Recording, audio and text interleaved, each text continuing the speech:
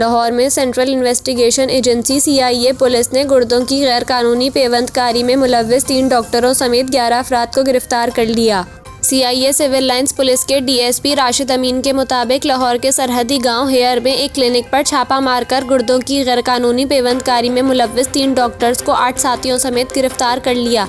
गिरफ्तार मुल्जिमान ने 3 शहरियों अजहर, सांवल और सबा के गुर्दे निकालकर फरोख्त किए थे।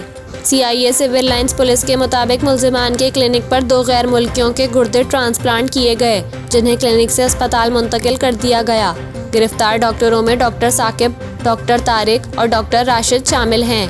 पुलिस का कहना है कि डॉक्टर साकिब गुर्दों की गैर कानूनी पेवंदकारी में रिकॉर्ड याफ्ता हैं।